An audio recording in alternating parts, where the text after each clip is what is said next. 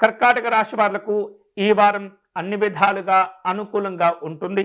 కుటుంబపరమైనటువంటి సంతోషాలు పొందుతుంటారు. విందు వినోదాలు కూడా ఉంటుంటాయి. ఈ యొక్క కర్కాటక రాశి వాళ్లకు ఈ వారం రావలసినటువంటి కొన్ని మొండి బాకీలను వసూలు చేసుకునేటటువంటి అవకాశాలు కనిపిస్తున్నాయి.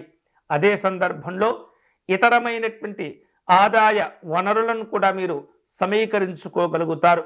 ఉద్యోగపరంగా చూస్తే కొంత అదనంగా ధనాన్ని ఖర్చు చేసేటటువంటి పరిస్థితులు కనిపిస్తున్నాయి. వ్యాపార రంగంలో ఉన్నటువంటి వాళ్ళందరూ కూడా ఆచితూచి వ్యవహరిస్తూ ఉండాలి. ప్రతి నిర్ణయం ఎంతో జాగ్రత్తగా తీసుకునేటటువంటి ప్రయత్నం చేస్తూ ఉండాలి.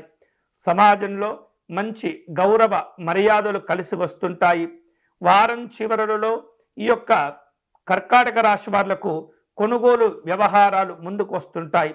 కొన్ని కుటుంబ పరంగా అవసరమైనటువంటి వస్తువులు కావచ్చు, వ్యవహార పరంగా అవసరమైనటువంటి వస్తువులు కావచ్చు, వాటిని కొనుగోలు చేసేందుకు ప్రయత్నాలు చేస్తుంటారు. ఆర్థిక లావాదేవీల విషయంలో ఎవరిని కూడా నమ్మకుండా వ్యక్తిగతంగా మీరు నిర్ణయాలు తీసుకునేటటువంటి ప్రయత్నం చేయాలి. లేనట్లయితే అనవసరంగా ధనాన్ని కోల్పోయేటటువంటి పరిస్థితులు ఏర్పడుతుంటాయి.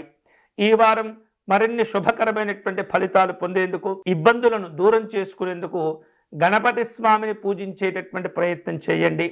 ఎరుపు రంగులో ఉన్నటువంటి పుష్పాలతోటి వినాయక స్వామి వారికి అర్చన నిర్వహించటం ద్వారా మీ పనుల్లో చక్కని ధైర్యాలు ఏర్పడుతూ ఉంటాయి.